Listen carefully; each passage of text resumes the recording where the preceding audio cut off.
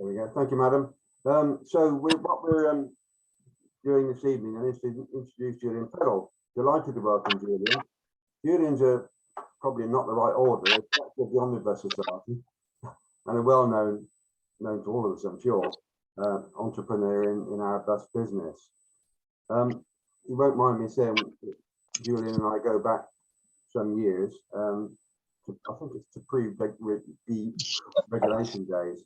We were often on sides of the spectrum, but I always like the best interest of the bus business and the passengers in mind. Tonight's talk is timely and topical as we approach what amounts to a reversal of many aspects of the 1985 Act. So here we are. We have Julian. I've just got a funny feeling we haven't all muted, so sorry to keep on about this, but can you please mute? There's some background noise somewhere out there. So without any more ado, Julian's going to talk to us on current developments in the bus industry. So let's go over it straight away to Julian. It's all yours, Julian. Okay. Can everybody hear me? I think let's start with that. Yeah, good. Okay. So let me just introduce myself very briefly. I've been involved in the bus industry since 1978, which is an awfully long time, 44 years. I started off with Staffordshire County Council. I then worked at Mains of Manchester, who ironically have been in the press this week, having gone into administration in January, I think. Then I moved to Stephenson's of Uttoxeter, who those of you who are old enough will remember, started off with roughly 40 buses and ended up with 240 buses running all over the West Midlands. I then moved with interest in the North East, in South Wales, Rhondda Buses, Milton Keynes Metro, Tullings in London, and I'm now involved in various companies across the Midlands, Midland Catholic, Select, D&G, and Centrebus. So keeps me vaguely occupied. Interesting time to be asked about the bus industry. I mean, I've got a little list here of issues that we are facing at the moment. It's probably the longest list ever that I could, in any time in the 44 years I've been involved. Perhaps when there was deregulation in 85, 86, it was another time when there was a lot of upheaval, but at least that was domestic upheaval and we really knew what might happen. Now, of course, we have upheaval not only from these shores, and we've got enough of those, but from the world. So I'll work through various topics. I'm certainly not going to talk for an hour, probably more like half an hour or thereabouts. Leave plenty of time for questions. I'm very happy to answer questions on anything I talk about, or anything about the companies I'm involved in, or anything about the bus industry, or in fact, anything else related to buses. So hopefully we'll have a good question and answers session afterwards. So I think I'll start with the war in Ukraine. I don't particularly want to go into the political or military situation there, but clearly that is going to cause a lot of global instability, and that's going to cause a considerable further rise in energy prices. And of course, why does that manage the bus industry? Because we buy fuel and we now buy electricity, both of which, of course, you will all know have gone up dramatically in price recently. Moving to what is generally called the green economy, the demand for gas, because it's seen as relatively clean, has expanded dramatically, and that's pushed prices up. So at one stage, 10 years ago, we'd really only be bothered about the price of diesel fuel or oil. But now we'd have to be worried about the price of energy in general. And of course, we use electricity in our depots, power things. So these costs are going to rise. They've already risen steeply. I don't think anybody's got a clue what's going to happen next. And that is going to lead to inflation throughout the economy, which of course is not good. I mean, we've not had serious inflation for what, 30 years? We're all used to 1 or 2%. This year, I think, is 7 point something or other. We're probably going to head for 10% inflation. Now, if you're as old as I am, you can remember 20% inflation. But for the younger generation, that's a fairly scary figure. And of course, it's not a good figure. It's not a figure that can continue, we hope. And of course, with a product like buses, where the fares are pretty obvious all the time, fare increases puts off passengers. So it's very, very bad news. Well, that really is the most unstable thing we have to look at the moment. And of course, it's arrived in the last 2 or 3 weeks. We have no idea how long it's going to go for. Let's hope it calms down. There is a ceasefire very soon, but while that will obviously help the people of Ukraine, instability is going to stay there for longer. Governments are going to spend more on weapons and defence, and I think it will push the change to green energy much faster. And that change is going to be very, very expensive, because building windmills and various other things and the cables to connect them all to the grid is very expensive. But I think energy security is going to become much more important, and costs are going to stay at a much higher level than we're used to for a considerable time. And that's bad news for all of us, and it's particularly bad news for the bus industry. So that brings me on to electric buses, which were seen until about 6 months ago as a nice cheap alternative with a nice cheap fuel. Well, of course, as we all know, the cost of electricity has doubled or trebled, or goodness knows where it's going to go. And that's principally not because of the cost of electricity, but the cost of gas, which is used to power a lot of power stations these days. And of course, the whole world wants gas because it's cleaner than coal. So that particular problem is not going to go away. I believe that McGill was in Scotland tweeted fairly recently that his electricity bill was going to go up by £634,000 a year, which sounds a very large number to me. And I don't know what it was from, and I don't know what that took it to. But electric buses are not a cheap alternative. They never have been. There is a very large cost of cabling, which it needs to be amortized over some time. I mean, at Centre Bus, we had 4 electric buses delivered in April last year. And if we're really lucky, they might be going by July of this year, because it's taken us that long to get the cabling sorted out. And that's going to be a problem throughout the country. And I don't really understand why we're buying electric buses at the moment. They are devilishly expensive because they are subsidised by the government. There's a huge profit margin in for manufacturers. My guess is each bus contributes £100,000 profit to whichever manufacturer makes it. If the government had really got any sense, we'd be delaying the purchase of electric buses until probably 2024, 2025. If we want to be doing something at the moment, what we should be doing is thinking, where are we going to have the electric buses? And let's get some cabling done and substations and that kind of thing, which will be useful in the future. And I also must question, why are we buying Chinese buses? We're clearly about to fall out with Russia.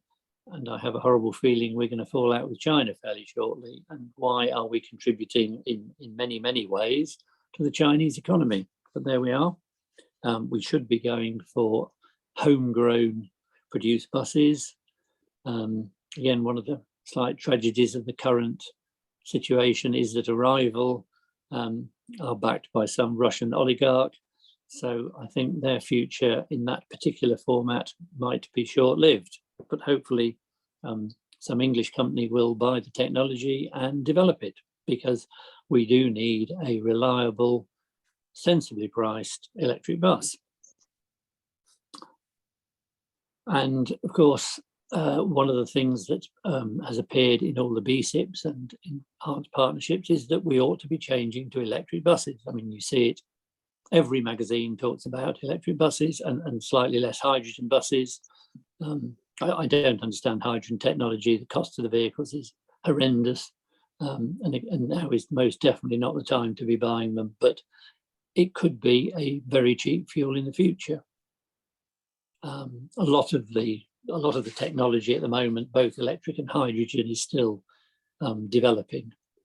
And to me, it's a very silly thing to buy large numbers of buses when you're developing a technology.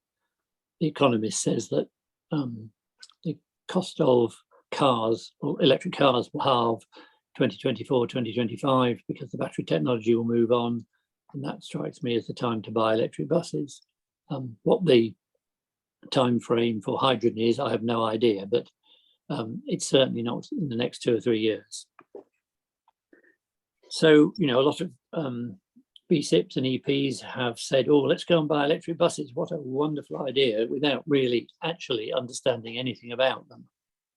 I mean, my guess is that most electric buses bought probably up to now will be on the scrapyard in 5 years' time, because the technology will be redundant. I mean, it's happened to all the hybrid buses. They've either been scrapped or converted to conventional diesel, because they were, they were just a stopgap technology, which clearly was never going to work. Now I accept you have to develop technologies, but you don't need to buy several hundred of them with a government subsidy to realise that they're actually a bad idea. So moving from electric buses, let's move on to BSIPs and EPs. BSIPs, bus service improvement plans, EPs, enhanced partnerships. BSIPs were the government's brilliant idea to get bus companies and local authorities to work together in improving buses. Good idea, very laudable. And the first one in Hertfordshire, which took 2 years to set up, was a very good idea and has genuinely brought both sides together. But partly, or in fact, probably mainly for political reasons, the government wanted this done in 12 months. I mean, the government's political horizon is 5 years from the date it was elected. So basically, it had to get BSIPs done by this March to get them in running and to hopefully see some outcomes from them before the next election. And then we've all heard of red walls and levelling up and all those kind of things. So it was a political process. But of course, £3 billion, beg your pardon, promised the bus industry is obviously good news. Now that's been, I was going to use the word frittered, but that's unfair. That has been devolved away into other schemes, electric buses, rural buses, support for the industry, etc., etc. So we're now down to about £1 billion, which is still a very large sum. And in many of the local authorities, 20 million is a transformational amount, because particularly Shire County local authorities have had very low levels of funding over the years. That kind of money could make a great deal of change. But to do all this process in 12 months, for those authorities, I mean, mainly Shire authorities who really haven't done buses seriously for 10, 15 years, and that's not a criticism of them. They haven't been funded. They've had many, many other priorities. They've been squeezed by central government on funding. And so buses haven't been their priority. And clearly that's their decision. But to go from not doing buses to coming up with a workable plan in 12 months is just not possible.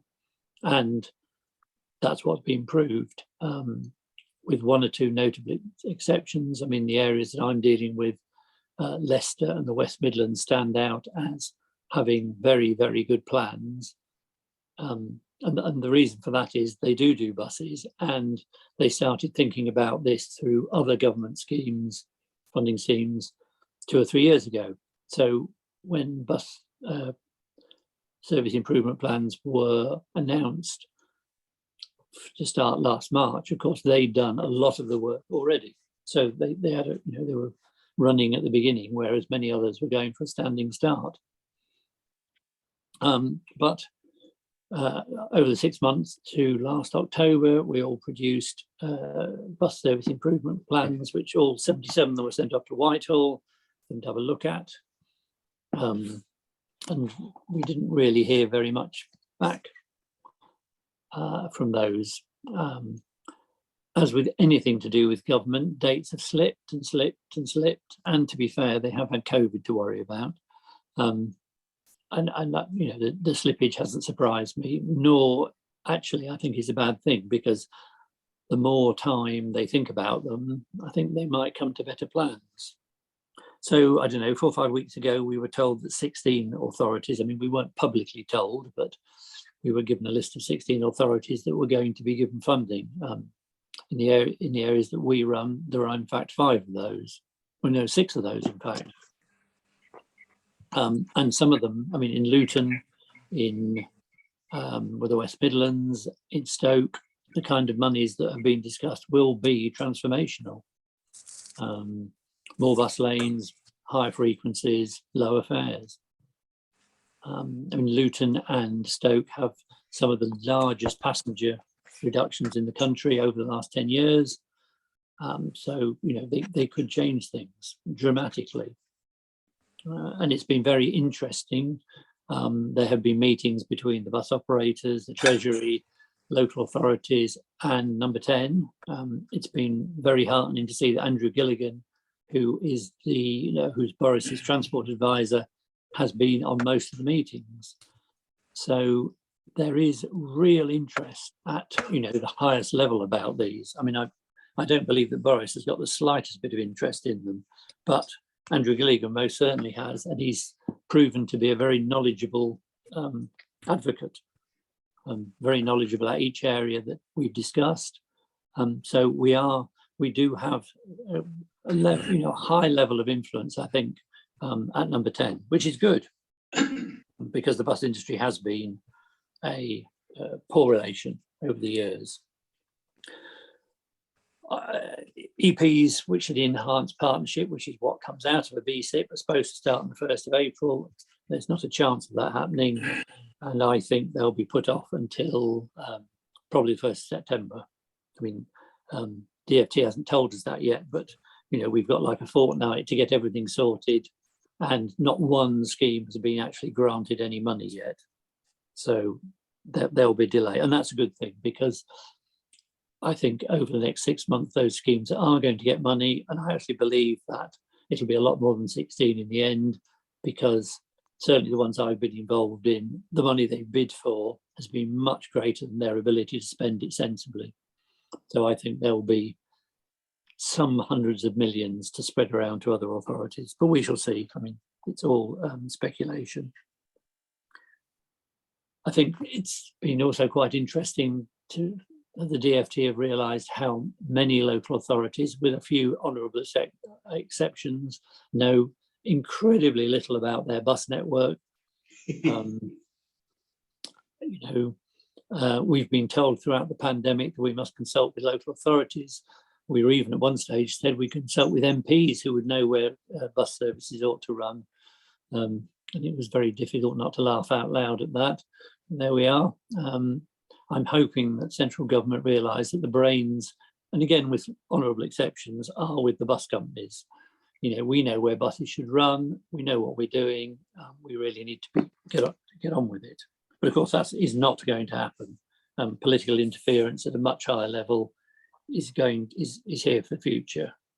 If you get £1 billion, it comes with strings, and that strings are controlled. As for instance, Transport for London is finding out. It's on its, I don't know, 4th settlement or something every few weeks. Grant Shapps is attempting to reorganise TfL. So that's the way it goes. You can either be independent, but once you've got government funding, they're going to really tell you what they want. And that's probably not unreasonable. So that's BSIPs and EPs. Perhaps we'll now move on to BRG, Bus Recovery Grant.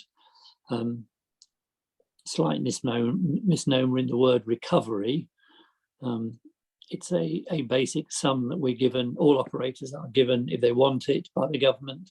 It covers roughly 10 or 11% of our costs, and we're given it really to compensate for the drop in passengers caused by the COVID outbreak. Certainly in our case, it doesn't cover the loss by any means.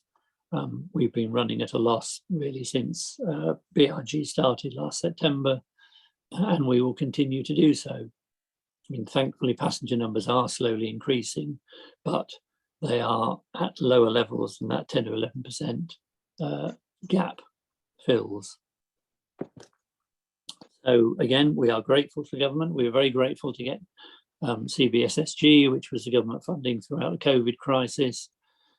Be fair to the DfT, they came up with that very, very quickly, a relatively simple formula, and it worked. It covered our costs. We weren't allowed to make a profit, but I mean, that's fine. It meant that buses survived through what is now effectively 2 years of absolute turmoil.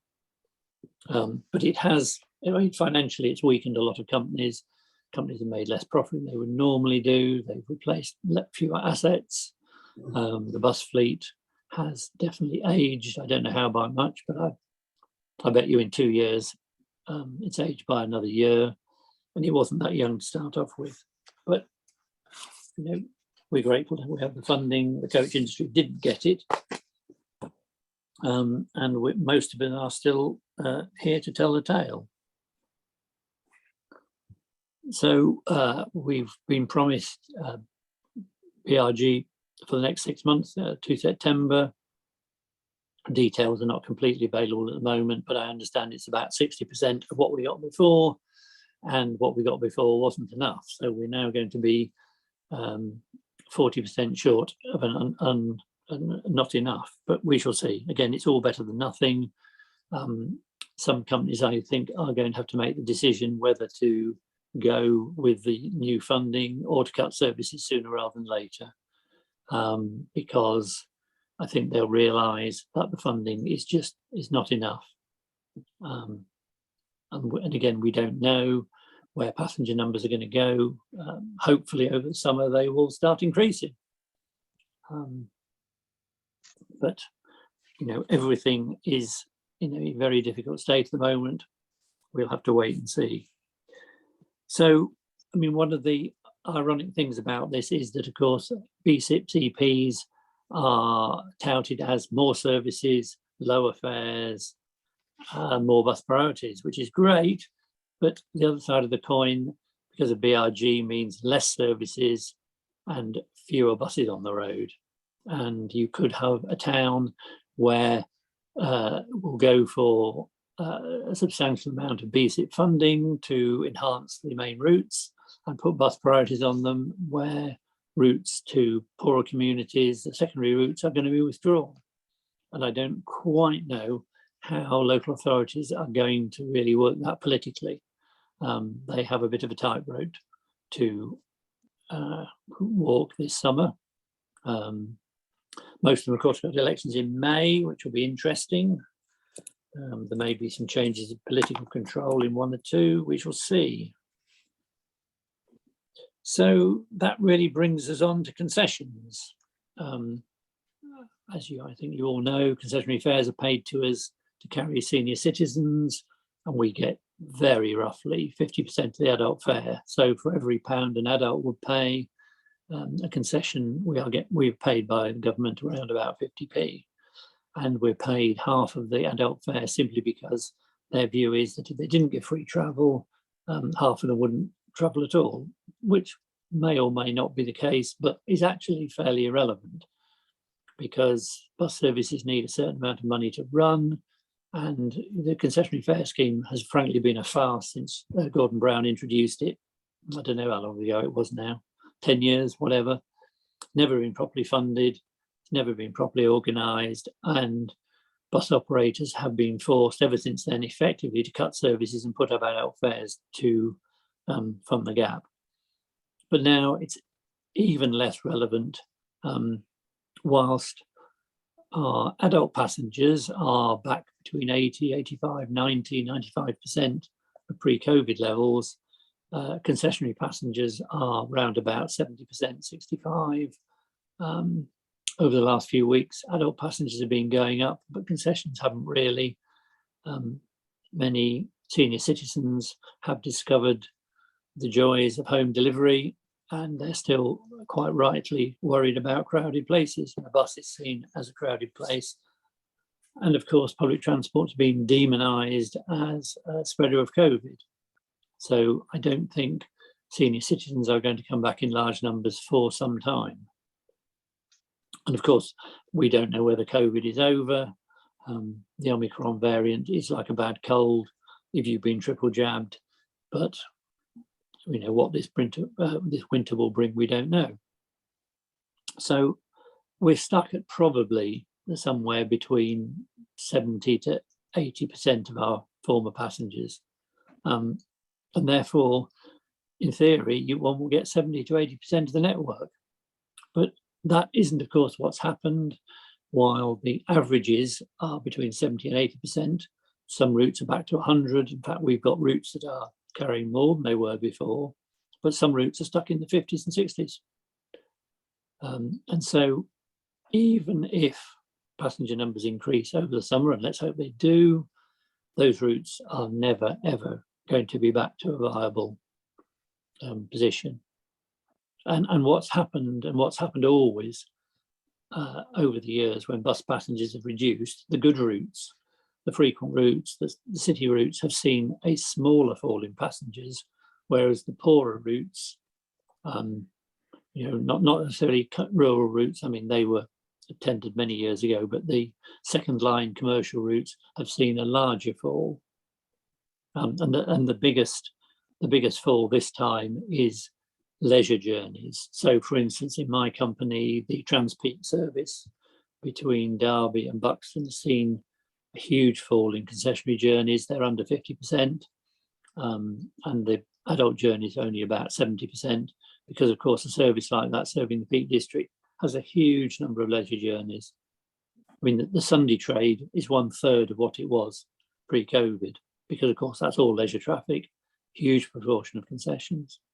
Another service that suffered is our service between Melton Mowbray and Nottingham, which it has some regular commuters, but principally a shopping service to the good shopping centre of Nottingham. Those passenger numbers are now down to 50%, and unless we're funded by the local authority, it's going to cease running on April 10th, because clearly we cannot continue running that when we're getting a rough 10% subsidy through BRG. And those are the kind of services that are going to suffer. I mean, hourly town services have been unviable commercially for some time. I mean, principally because of concessionary fares, but this time it's going to be hourly interurban services that are going to be unviable. If there's an hourly interurban service, 9 out of 10 of them are going to be deregistered, because if you go to 2 hourly, we know from past experience the passenger numbers go off a cliff. So those are the areas the local authorities are going to have to look at. And local authorities are going to have to make some very difficult decisions shortly. At the moment, they've got relatively small tendered service budgets of second line services, many of whom that have been going for a very, very long time. There haven't been huge deregistrations in the bus industry over the last 10 or 15 years. But this time there are going to be very significant deregistrations of commercial services. And so local authorities are going to have to move in the next 6 months from tendering rural services to perhaps some more interurban services, which are going to be more expensive. And I don't quite know how they're going to do that. Politically, it's going to be very difficult to wave numerous rural services goodbye to tender other services. Some authorities might stick with their existing tender network and let everything else go. I don't know. But what I am quite sure of is that most local authorities don't actually realise what's coming. And plans that we all made 3 to 6 months ago about what might go, of course, with the massive increase in fuel costs and energy costs, other things might have to go. So moving on from passenger numbers and costs, let's look at drivers.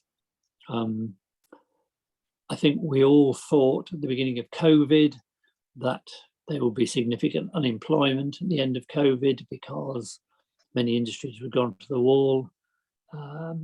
It shows that the government's furlough scheme was in fact very successful in that there haven't been a lot of bankruptcies. Many businesses have survived, even in the leisure sector, and therefore rather than high level unemployment, which is what everybody expected, we've actually had a serious labour shortage caused partly by Eastern Europeans going home, but much greater, and particularly in the bus industry, by early retirement. And I mean, the industry had a lot of people in their mid-60s who had stayed on after retirement and were doing shorter weeks, that kind of thing. And the vast majority of those, having had 3 or 4 months paid leave during COVID, decided they really didn't want to go back to work again. So we've lost a lot of senior experienced drivers that way. And we've not been able to recruit new drivers. So the whole industry is now suffering from a labour shortage. That's pushed wages up, of course, and actually I think that's a good thing. The bus industry, bearing in mind the skills required of bus drivers, has been in the wrong place in the labour market for a very, very long time. And with the emergence of things like Ocado and home deliveries and the huge demand for van drivers and the like, that's just made the situation far worse. So we've all been forced to put up our wages for drivers, delighted on that. This year is going to be absolutely brutal in labour relations terms because the unions can see a shortage of staff, and labour is just like any other supply and demand. So I think there's interesting times there. And of course that yet again will lead to a smaller bus network. And of course all of these things are going to cause us to put our fares up. We all know with the elasticity demand that as fares increase, the number of passengers will decrease. So it's an interesting time. Inflation, of course, is at a high level, and that's not going to help. So there we are, a huge number of problems on the horizon, things for us to work our way through. I mean, the bus industry has survived for the last, 80 years, and it will survive this one. It'll be a smaller bus industry. It could be a very changed bus industry. I mean, and there are 2 other things really not connected with the current issues. There is franchising in Manchester, which will go ahead over everybody's dead bodies simply because Andy Burnham has decided that his mayoral term requires it, and it will happen. And the national taxpayers and the ratepayers of Manchester will be much the poorer of it financially. They might get a better bus network with lower fares, but they ought to be looking at London to see what happens on that front. But it will happen. Whether it's better for Manchester or not, I have no idea. I shall certainly watch that from the sidelines. Certainly not something we would be doing. And finally, there's really the financial state of the industry. We've had the interesting change recently of the National Express Stagecoach merger, which quite rightly attracted the scrutiny of the monopolist people, suddenly being gazumped by DWS, who are a German infrastructure firm, offering a much better price for Stagecoach, which no doubt that they will go for. National Express will buy out. I don't know, but I think actually National Express are thinking that they've had a lucky escape. DWS are an infrastructure fund. They're looking for long-term, regular income, and that's what buses in the normal circumstances can deliver. And Stagecoach, of course, is now only a bus company. It's got rid of all its rail franchises. And I actually think that's good news for the bus industry because we do need some new owners. The existing ones are getting pretty tired, are running out of ideas, getting stuck in a rut, and perhaps some new owners will bring some fresh blood, who knows. they might actually start listening to middle managers, which would be nice, because most of the top brass bus companies don't seem to bother with that at the moment. But, you know, the industry is in a bit of a mess. Yeah, I mean, the only one financially in a good place is First, who finally got rid of all the rubbish they bought in America. Go Ahead, who still run, I think, the best buses in the country, are in turmoil because of their rail franchises and playing abroad. Clearly, they don't know how to price European rail contracts, but there again, foreigners never could price English rail contracts either. You've just got to look at Abellio, who've lost, I don't know, 126 million playing trains in this country, and Go Ahead, who've lost $250 million playing trains in Germany and Norway. And then, of course, Stagecoach, who lost £1 billion in America. So I think, you know, the message of all that might be to everybody, stick to what you know. And then, of course, we come to Arriva, who've been up for sale for years, and eventually, presumably, somebody will buy them, or it'll be split up and somebody will buy bits of it. But the sooner that happens, the better, because Arriva's just slowly disappearing into the ground. And as for the smaller operators and the municipals, they will continue to reduce because, of course, while the big groups have got good operations and poorer operations and can team and ladle against those, as smaller operators and particularly the municipals who haven't done very well with bus recovery funding because of their low operating speeds in towns, the way the funding has been laid out, bus speeds are actually quite important. So municipals have done fairly badly. So it's going to undermine their financial position, which in some cases wasn't particularly brilliant in the first place. So that's been going for just over half an hour now. I think I'm going to stop. I think I've tried to cover everything that I would say is the current issues facing the bus industry. There's probably more, but I think that'll do. And I think I'm open to questions. Well, thank you, Julian. Hard not to be depressed, isn't it, really? Although there were... Oh, no, don't be depressed. No. Everything's an opportunity. Well, yeah, there was lots of good news in there about government support. Number 10 being interested in buses for the first time ever, I suspect, and so on. Yep. So there's some glimmers of hope, I'll give you that. We'll go on to questions just in a minute. I've just got one quickly, if I can pop one in there before we go to general questions. You didn't mention biogas at all. That's probably on behalf of Nottingham City Transport, that question, but biogas, yes, no? Don't know enough about it. Okay. No idea, really. I think having been stuck with these, of course. yeah, I've been stuck with diesel buses for 44 years. I frankly don't really want to know much about electric buses or biogas. Okay, good. Now we'll open it up to questions. Can you first of all indicate it electronically by putting up your electronic hand, not your real hand, your electronic hand, and I'll try and deal with you in order. If the rest of you can still keep mute at that point, I think that would be helpful. And I see that the first question, not unpredictable really, is from Mr. David Astle. Over to you, David. Thank you, Jeff. I felt obliged to respond. On the point of alternative fuels, it's probably a comment as much as a question. Well, excellent presentation, Julian. I was looking forward to it. We can't get away from you today. This arrived in the post this morning. You're in print and you're on telly as well. It's a fine achievement. But I think Jeff asked a question about biogas. Is biogas going to be a realistic alternative going forward?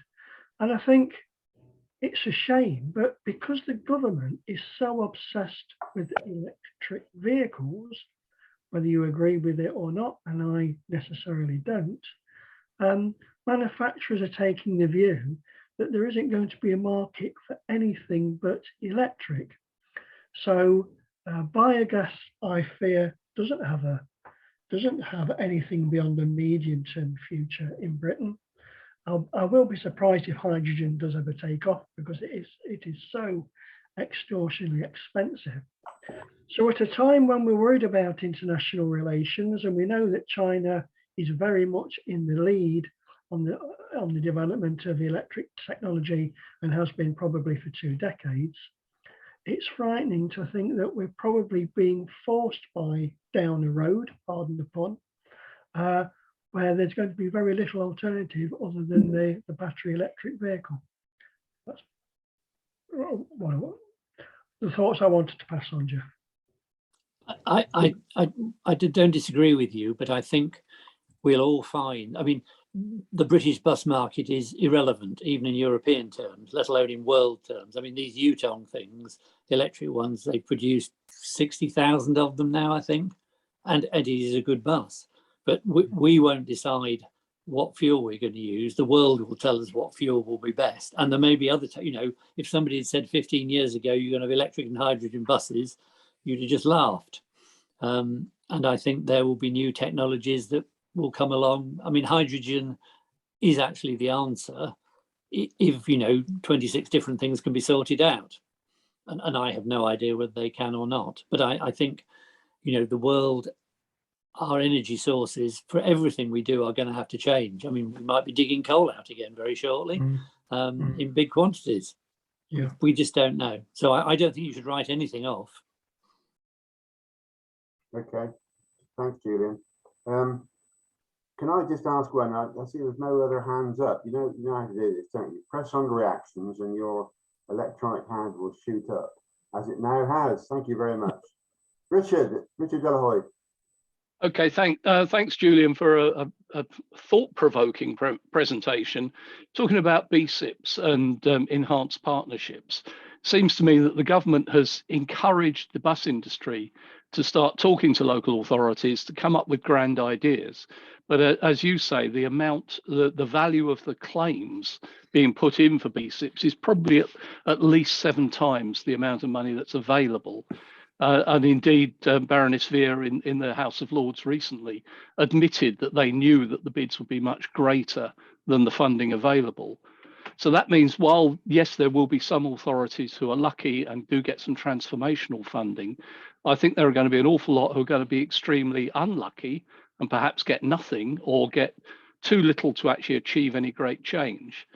But meanwhile, the bus industry is signing up to EPs. So have we been tricked? Have we been tricked into agreeing to EPs and giving some control to local authorities on the hope of some money that will actually never be there for most people? No, I don't think we have. I mean, the enhanced partnership, which is what a BSIP turns into, wasn't really designed for what the government has decided it's going to be for. But the ones, I mean, I'm involved. Our company covers 18 BSIP areas, and 6 of them at the moment are getting money. Well, for a start, they're not all going to need that money. Even the money they bid for. I mean, it's typical with government. You always bid for 4 times as much as you want because they know you'll be sliced down. So they've all played that game. But it's been fairly clear that the government can see through that. And in the ones, the more Shire County ones, for instance, who bid for 100, 120, 130 million, in fact, when you look at what's realistic out of that, they could actually sensibly spend over a 3 or 4 year period. It's 20, 30 million. They've got no chance of being able to, organise larger funds than that. And in fact, it would be, you'd be far better to have a large bonfire of £20 notes in the high street, quite honestly. But I've been heartened by the fact that the DFT and particularly Andrew Gilligan have a pretty good idea of what local authorities can and can't do. And I think it was clear from 1 or 2 of the meetings, they were horrified how little the local authorities knew about, because they've basically been encouraged by consultants to write these grandiose plans with loads of rubbish in them. But actually, in them all the ones that are getting funding at the moment, there is a core of sensible proposals. And for a place like Stoke or Luton, 20 million is transformational out of the 100 they bid for. In West Midlands, I think they bid for 800 and they could probably use it all very sensibly over 3 or 4 years. They're not going to get it. But even 200 or 300 million is a big sum. It's not to be sneezed at. So I don't think we have been tricked. As for EPs, I mean, don't forget, they can't go ahead without the agreement of the bus operators. And the bus operators need to stand up for themselves. I mean, for instance, in Staffordshire, we've stopped their EP because it was a very poor EP. And we won't sign up to one until there's a better EP, quite honestly. Because this is the opportunity. I mean, it was quite clear that the government wanted bus operators and local authorities to work together. And that has to be a good thing because partnerships are the way forward. But it also realised a lot of the problems, a lot of the hold-ups were down to local authorities. So this is very much bashing your head together plan. In the ones that have got funding, you know, the local authorities have been made quite clear to them by DfT that the bus operators have got to sign up. I mean, in Stoke, we've actually had to sign up in blood to each of the bus priority schemes to say that actually, yes, they would help buses and they weren't just a fudge to help cars. So the DfT does understand it. So I must admit, I was very cynical about the process 12 months ago, but I am far less cynical now. And if it is delayed by 6 months so we can actually get better plans, then I think it has legs. Yeah, I'm far more optimistic about it. That's very helpful to hear. And if I might quickly squeeze in a second one, do you think if the Stagecoach takeover now goes ahead, we'll see a 180-degree turn in their attitude towards franchising? Well, I mean, it will go ahead because, you know, it's a very, very generous offer. I mean, the infrastructure funds want long-term regular income and franchising gives them that. London contracts give it to them. I mean, Stagecoach were bound to get rid of, to object to franchising in Manchester because Manchester and Newcastle between them create half their profits. So they lose that profit in Manchester and it goes down to 5, 6, 7%, which is a standard franchise profit margin. They won't be very happy. But I think DWS, you know, I quite believe they haven't got the faintest idea what they've actually bought. But no doubt they'll work it out. These people are pretty clever and they will alter it to suit themselves. So, I mean, they're not appealing the High Court ruling. I think they'll wait and see what happens. I mean, interestingly, in Manchester, they've sold off all of their properties, bar one, to a property company some months ago. So the property company will have to negotiate with TFG, or the other way around, rather, to get their hands on those properties, which could be interesting. Thank you. Thank you, Richard. Good questions. Can I just say, there seems to be a view around that the EP is the kind of safety net. Once we drop off the cliff at the end of bus support grant, that the EP will be there to save us all. But comments on that, Julian? I don't think that's true, is it? Well, all the EP is an agreement which can be very simple. I mean, the EP in Leicestershire says that they're going to replace 3 bus stops. I think that's it. There's nothing else in it. No, I mean, the Staffordshire one was slightly larger than that, but not acceptable to operators. And you know, the EP for the West Midlands and for other areas will be much bigger. But the EP is only an agreement. If there's no money to fund it, then apart from people working together on things like publicity or a website or an app or an all-operator ticket, it's not going to improve things very much. No. But I mean, operators and local authorities talking together has to be a good thing. I mean, because in so many areas it just hasn't happened in the past. Yes, and if we're forced to talk to each other, then that has to be a good thing. But it's not a get out of jail free card. At the end of the day, if there's no money, the bus service will just go down the pan in a similar way. Yeah, not what was intended at all, as you rightly said earlier on. Okay, Peter White, over to you. Thanks, Jeff. 2 points I'd like to raise.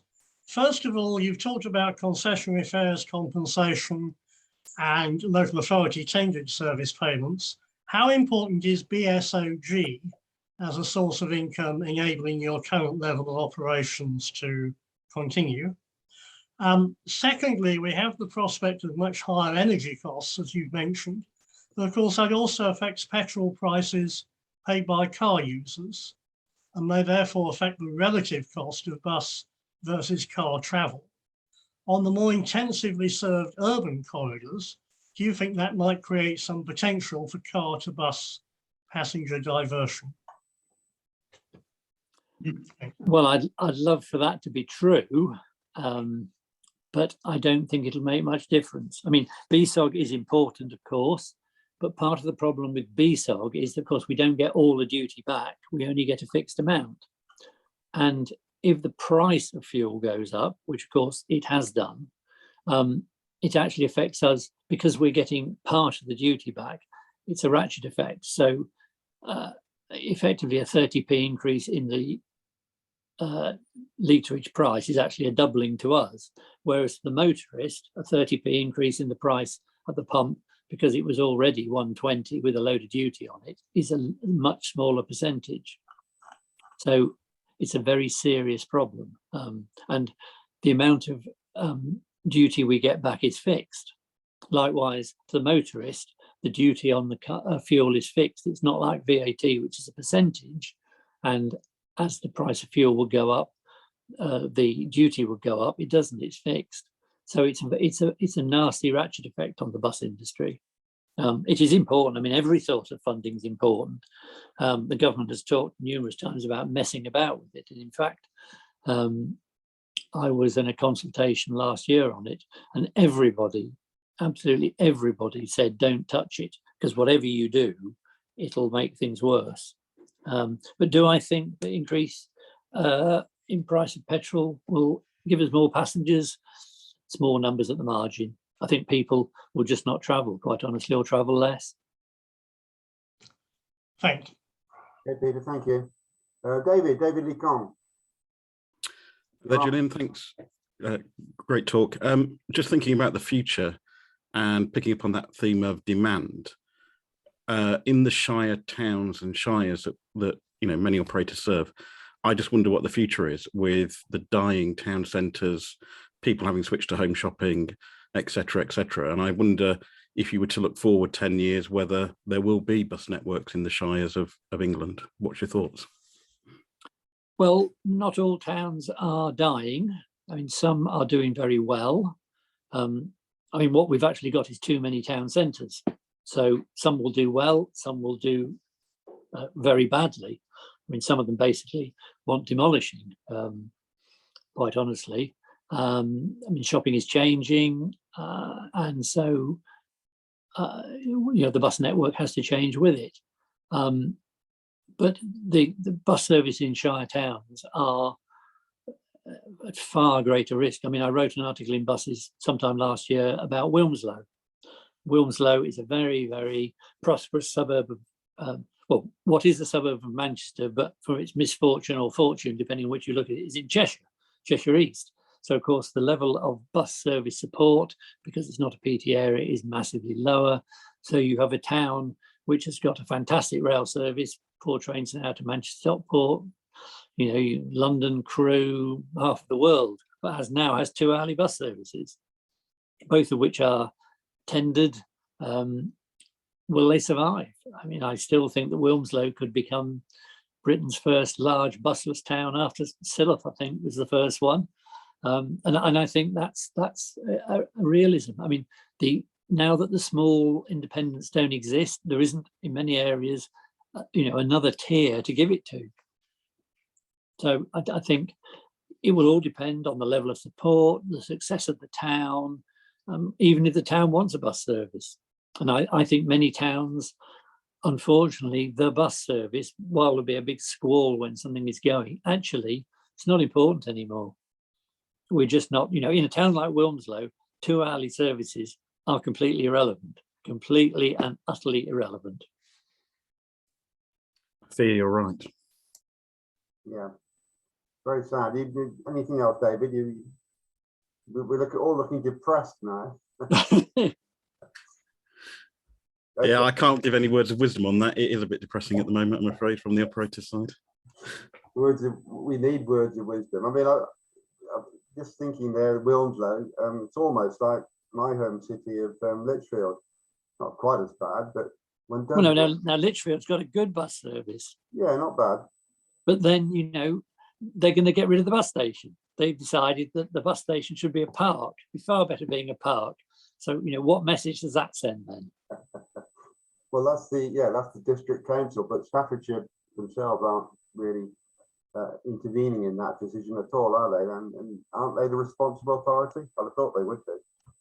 Well, I think for town centre development, the district council, you know, on a two-tier authority, have the casting vote, basically. I mean, I think the county can hop up and down, but principally, Lichfield's decided that park's more important than its bus service. Yeah, I'm afraid you're probably right. It's up to the operators to make a suitable fuss. Here, join in, please. Exactly. Yeah. Watch this space. And some of the residents' associations, but enough of Lichfield. Let's move over to Steve Sellers. Steve, you're on.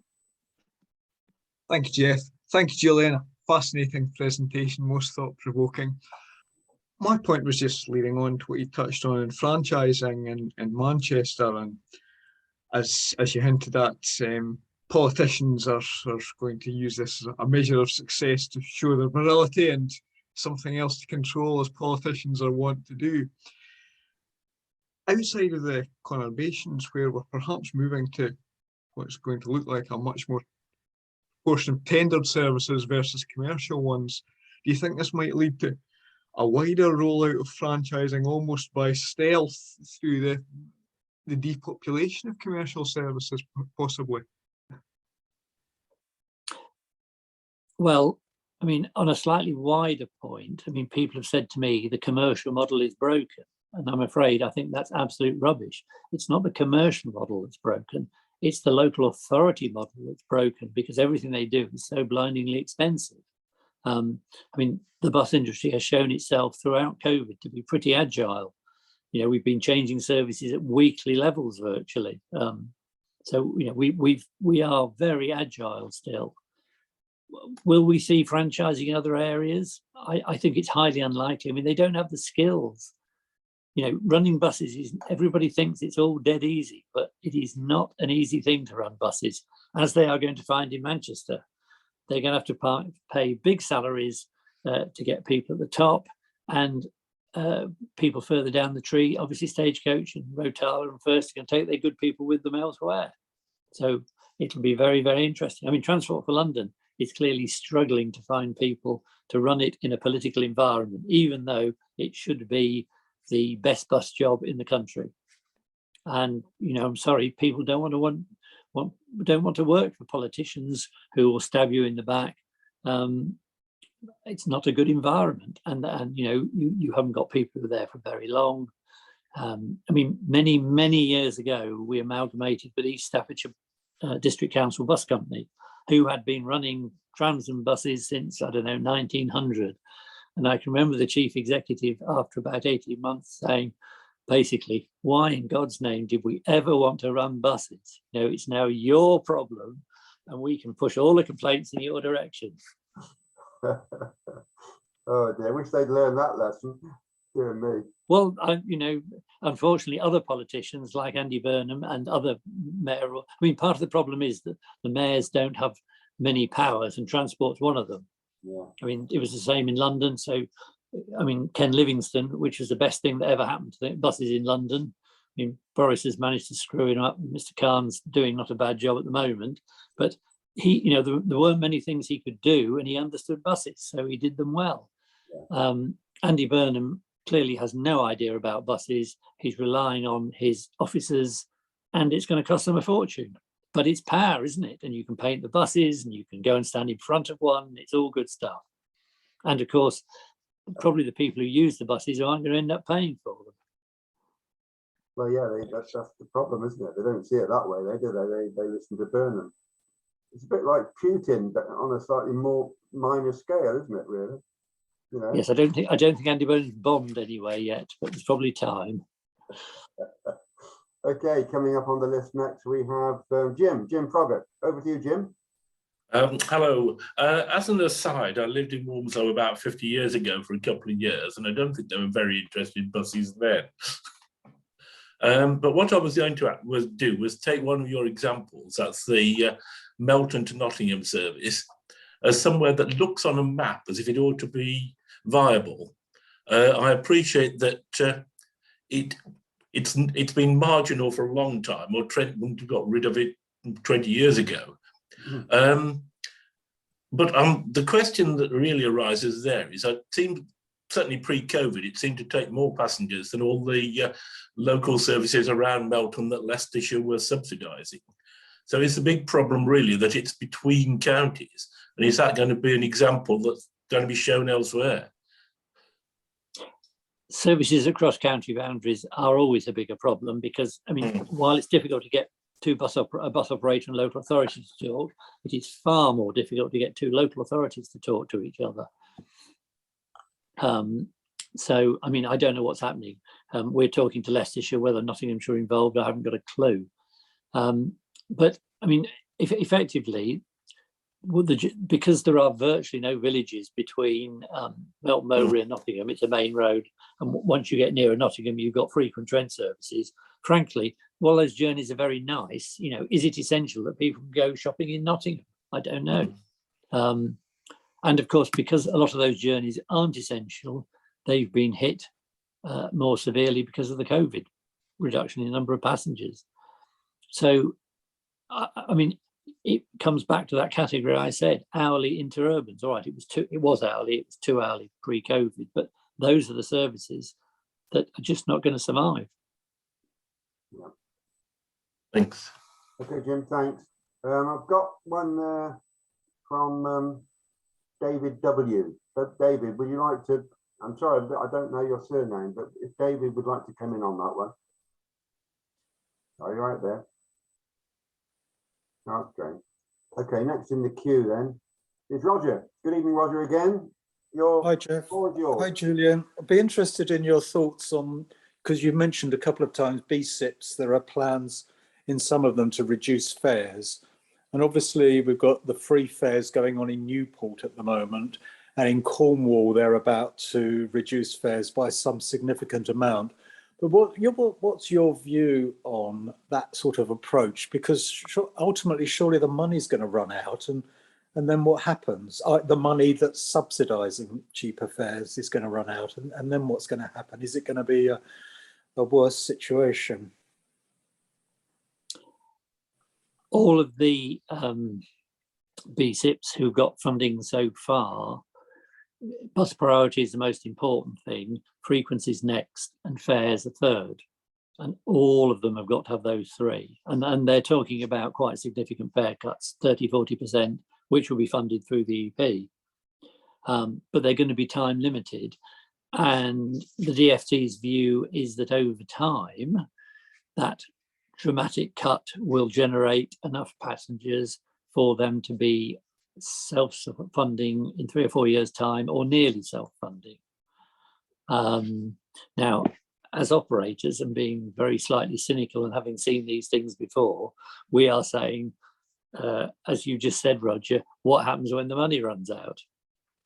Because places like South Yorkshire are probably still suffering from the 30-year-old cheap fares thing. But I think my answer would be, we're kind of all dead if we don't do something. So let's do something and see what happens. Can it be any worse than the position we're in at the moment, quite honestly?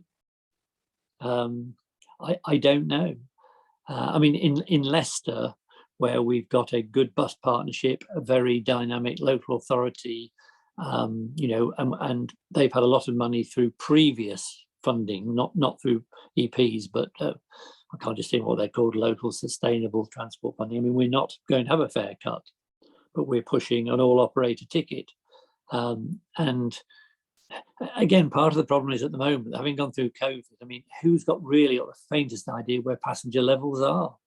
You know, what would have happened without COVID? What are they going to do in the future? We really don't know. So I think my view is, I think we've got to go for it. Basically, if it's linked to higher frequencies and more bus priority. It has to be the right thing. And in 3 years' time, well, let's see where we are.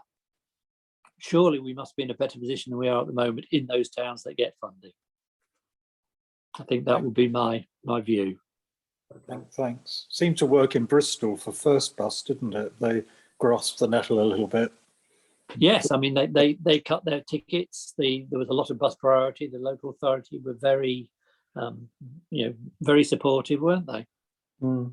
And patronage went up significantly. I mean, perhaps that's what it'd be interesting if the DfT actually said to us, look, this is what happened in, pick a town. Because what always gets me about a lot of these things is they come up with a scheme, then you never hear about the results. I mean, it's like in Cornwall. So they're shoveling 40 million towards it. So what are the results? Where have the passenger numbers gone, etc., etc. Yeah, thanks. It will be very nice for everybody to understand what's going on. Yeah, all that money in Cornwall hasn't yet produced one timetable for the county. There's still two. Oh no, there is an all-operator book. Okay. It's in 3 parts, but yes, no, it's there. It is there. That's good. Yeah. I've not been there for a couple of years, but No, they're certainly going slowly at it. That's good news. Okay, looking at my list, I've got Peter Hale. Over to you, Peter. Right, hello there. Hello, Julian. An observation first, and on Saturday I did a trip by bus from the south of Birmingham through to Burton-on-Trent and back, and I certainly found that Burton was rather had a lot more bus passengers around than I'd expected, and certainly the first part of my return trip, which was on the Midland Classic X12, was to Lichfield, was virtually full, which was good. So I thought, well, that provides some hope, and that was very good. But my question is, how do you feel that buses are being treated compared to, say, the railways, which well, you hear seem to be sort of have a much greater leisure market than they did, compared to when you say the bus industry, the leisure market's beginning to go away. But do you think that funding and the treatment of the leisure of buses is reasonable compared to the railways, or do you think it's a bit unfair? Well, I mean, I personally think it's incredibly unfair. I mean, in the article that I can't just remember who flashed at me, I think I worked out 1 year's funding for the rail industry to keep the bus industry going for, I think, the next 12 years. I mean, the bus industry has always been a poor relation in funding because I mean, rail is fixed track. Virtually everything is fixed. The cost is fixed.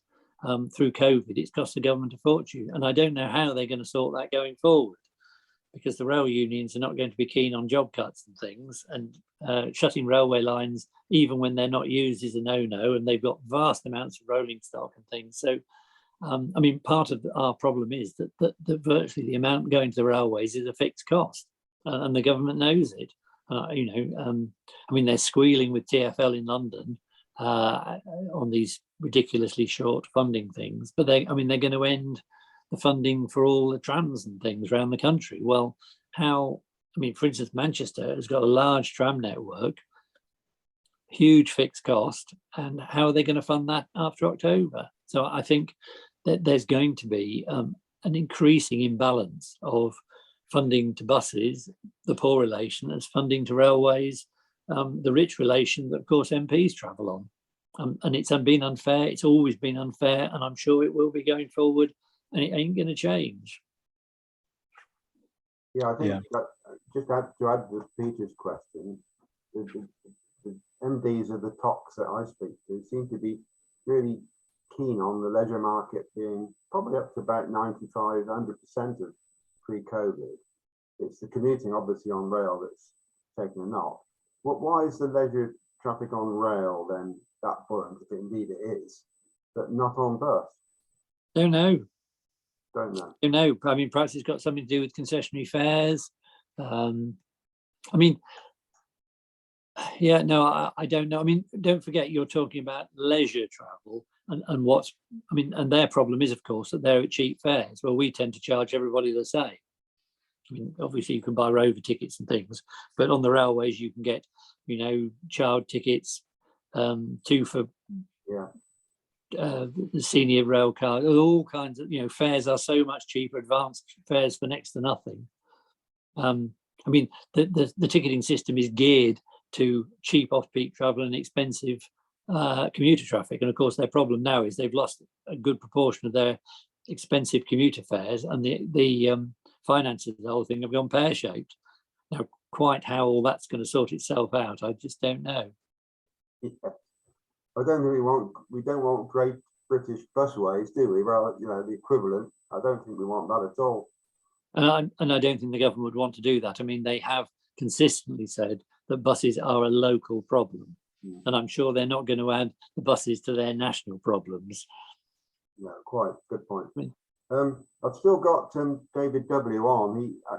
David, if you're listening or if you're able to join in, can you put your question now? You might have to unmute. No, there are 1 or 2 of our members who, to whom Zoom is a little bit complicated, so apologies for that. Any other questions out there? How are we doing? We're doing okay for time. Anybody else got a question they'd like to put? Okay, Simon, yes, well done. Oh, hello. Thank you, Jeff. I really enjoyed that, Julian. Thank you very much. I live in Staffordshire, so I'm served by Chase Rider and Select predominantly. And I must admit, since Chase Rider took over the Cannock depot of Arriva, it's been great, much smarter buses, but in particular with regard to publicity, the reintroduction of timetables at bus stops has been welcome, and in particular printed timetables and route maps. I'd just be interested though to know your views on publicity, because as I say, whilst they're welcome, I did pop into Rugeley Library last week, I think it was, and just inquired as to whether or not they got any timetables following the changes 2 or 3 weeks ago. And they said, unfortunately not, because they hadn't received any yet. And they were rather looking forward to getting some. And the only reason I say that is that they used to stock all the Arriva timetables when they published them. Obviously, they stopped doing those probably 3 or 4 years ago, I think. And I always think, you know, it is a good opportunity for bus companies to publicise their services. And I'm just curious to know what you think, really. Well, I mean, I'm totally in favour of printed publicity. That's why we brought back timetables. I mean, it's interesting you say Rugeley Library haven't got them. Our publicity man actually lives in Rugeley, so I will be having words with him tomorrow. Okay. I'm sure we can get that sorted out, because, you know, we've got our comprehensive Cannock leaflets with everything in, and so they should have them. And, you know, we are fairly short of places to dish them out. But, you know, publicity, traditional publicity, I mean, these days you need websites, you need an app, you need printed publicity, you need it all, really. We need to tell the world what we run. So you know, I think all those companies who've stopped producing timetables are frankly crackers. And we certainly shan't stop doing them. I mean, we've reduced the amount of publicity at the moment because of changes, with the exception of Chase Rider. And frankly, because they had no publicity for years, we've made a conscious attempt to make sure we reprint both leaflets every time there's been a change. So I think we're on the 5th or 6th edition now. Yes. And we'll continue doing that. And obviously, I mean, effectively, there's Select and Chase Rider, who are separate operations but run as one. And so we've put them, you know, both of them in the same leaflet, so that as far as the passenger is concerned, it's all one. I mean, our next step at the end of the month is to completely change all the fares, fare zones, make it a lot simpler. Oh, right, okay. In Rugeley, you'll find your fare to Stafford and Lichfield and goes down dramatically. And the travel card zone for Cannock will be extended to Rugeley and Walsall. So you'll be going to Walsall for £4.30, I think. Oh, right. Excellent. Yeah, thank you. Okay. Well, let's hope it works and brings you more passengers. Yeah. Well, we hope so. I mean, part of the problem in Rugeley is we struggle with the free train, but there we are. That's another thing that's taken traffic off the buses. one day they might actually get revenue protection on there, but I don't think that'll happen anytime soon. No, it's always been a problem. I used to commute into Birmingham regularly for 15 years, and I used to get annoyed paying fares, and you saw people using the trains for free, like you say. Yeah. And since COVID, of course, it's got worse because the guards just don't check tickets anymore. No, quite. Thanks, Simon. Thank you. Coming up, David Jenkins, please. David. Unmute. Thanks, Jeff, and thanks. Two questions for you, Julian. One, I'd be interested in what you think of modern electronic ticketing systems and sort of the price you have to pay. And, for example, My Trips passenger app, which wants 4% of the ticket price if a ticket is bought that way. The other one I'd be interested is what you think of something that you've used the phrase already, a bonfire of £20 notes, which is my view of demand responsive transport finances.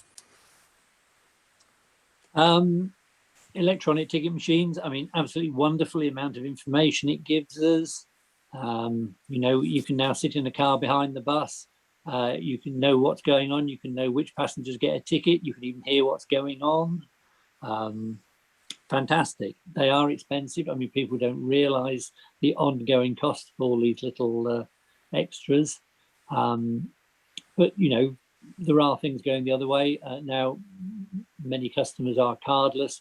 Our cash collection has gone, the amount of cash we get has gone down. So the number of cash collections we need has reduced.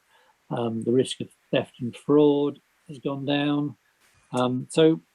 It's a two-sided coin, I think. I don't think I'd want to go back to giving drivers set rights anymore. We do get a massive amount of information out of them. But I mean, one of the problems is, of course, we've got a monopoly supplier. And it would be far better if we had two suppliers, really, so we could play one off against the other. But there we are, we're stuck with Ticketer. They will no doubt get complacent like every other monopolist does, and we'll have another machine in 5 or 10 years' time. DRT, well, I think my comments on that are virtually unprintable. You've got Roger on this who would give you the same message. Basically, DRT is definitely a way to set fire to £300,000 or £400,000 a year. It would be far better to burn it in the street. And I actually think it's a con on people because a lot of these rural transport schemes are a 3-year experiment. People might change how they travel, etc., etc. And then all of a sudden in 3 years' time, it's going to be taken away from them. And it's just absolutely crazy. You do not need to have a DRT scheme now to prove that it'll lose money and carry nobody. Yeah. Do you think also that DRT would aggravate the driver shortage situation at the moment as well? I don't know, but my guess is it's a different pool of drivers. There are drivers who would do DRT carrying, a dozen people a day in a bread van. I think they're a slightly different breed to those who will drive a full-time bus, a full-size bus. So I don't think that's a real issue. Okay, thank you very much. Thank you, David. Phil, good evening, Phil. Over to you. Unmute. We're there. Yeah, thanks for an excellent talk, Julian. You've already touched on the fares issue to some extent, but Roger French's excellent blog a few weeks ago on Hereford persuaded me to go out and check from my 60s Midlands Red fare book. And I worked out that real fares in Hereford in the last half century have gone up by between 350 and 370%. And that's a typical small town. Bus travel has become very expensive. It's mainly used by poorer people who notice that hole in their finances more and more. Taxis at that level become a much more viable alternative, certainly if there's more than 2 people travelling together. We all know what's driving that with the sort of loading of single fares to fund ENCTS. But I can only join in with the comments and hope that, attempts at trying out fare reductions bring some results and increase affordability. Yes, I mean, bus fares have got more expensive. I mean, that's simply because buses have got a lot more expensive to operate. Fuel's gone up. The vehicles have become less fuel efficient, heavier, more expensive. The previous question was about ticket machines. The Setrite was a very cheap bit of equipment. A modern machine costs us £1,400 a year in actual running costs, for instance. There were so many things hidden, costs that have hit us over the many years. So, and of course, our average loadings have gone down and down and down and down. Mm. So it's a vicious spiral. And going forward, the government is, it's got many other priorities other than buses, I'm afraid. So we're not going to get subsidy. The government can't afford us. And I was going to say that when a lot of commentators say the commercial model is broken, I think this is what they're thinking of.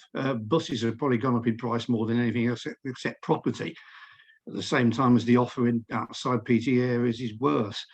And I can only compare in sorrow what is on offer in the UK with what is on offer in German-speaking countries in particular, where transport is basically taken as a social essential and is subsidised and provided up to that level. But I feel we're light years away from achieving that in the UK. There's going to be no change. Even if the government wanted to do it, it's going to have many, many more important priorities over the next few years. Yeah. Yeah, it's unaffordable, Phil, isn't it, really, in terms of the German model? Yeah. When you see what national money goes into their public transport networks. But the thing is that they were doing it 30, 40 years ago when we had many, many more passengers. If it had been started then, and the bus passenger base was much higher than it is now. I mean, in other than the PTE areas and certain large towns, I actually think we are, we've gone past the point of no return, really, because we haven't got the volumes. Yeah. That's our problem. Yeah. Okay. And, EPs in certain areas with better priorities might just change that. Yeah. Or perhaps extend the PTE areas. Like you said, local authorities watch bus, not the bus operator. No, don't exchange the PT areas because they will have a bigger area that they don't understand what's going on then. Why did I know you'd say that? Exactly. Right, next question from Phil. You okay with that? That's fine. Yeah, thank you. Omnibus, please. John? Thank you very much, Julian. And one area I want to cover is the issue of congestion and the impact of that, particularly in some of our towns where the impact of traffic really disrupts schedules and really makes the bus services unattractive. And linked with that, I wonder if even if councils don't get any funding under BSIP, whether actually producing the BSIP might actually prompt one or two that actually buses exist and can be part of the solution and not be ignored going forwards. I'd love to think that, but I'm afraid it's not going to happen. I mean, buses they're not mainstream anymore. 40 years ago, you had Labour councillors who ran their own councils, who run their own bus services, and the bus service was part of the town. It was very important. For very many reasons, we've gone away from that. And we're just another, I think, relatively unimportant service now. And that's evidenced by the number of people using the buses. Effectively, the number of voters who really care about buses, and I don't mean those who fill in a petition or something, but really care and depend on, has reduced. And so we've become less important. I mean, what is encouraging is in all the EPs that I've been involved in who are going to get funding, bus priority is the most important thing. The government realises that the only way to get more passengers on is shorter and more reliable journey times. And they really do understand that. So, I mean, any BSIP that didn't have bus priorities in has basically been dropped in the dustbin already. Because some authorities are wondering why they haven't been getting money, and that's the reason. Unless there is political will to deliver bus priorities, and that means disadvantaging the car, then you're not going to get more bus passengers. And places like Leicester, took that decision 2 and 3 years ago and they're now pushing for a workplace parking levy to fund the whole thing. And unless politicians are willing to take that difficult decision, they're not going to get a good bus service. And 1 or 2 places like Leicester realise that. Yeah. Thank Okay. you. Any more out there? Have we exhausted the whole supply? That's good. Julian, I think we ought to, we've got to thank you very, very much for bouncing those questions back, sharing your knowledge with us. That's what the evening's been about, really. So thank you very, very much for honest replies, albeit somewhat disappointing ones in some cases, not disappointing for the industry, really. It set out all the issues facing us, and that's been extremely helpful for us. Can we, gentlemen, extend our thanks to you in the normal way by not by raising your hand, by applauding, please.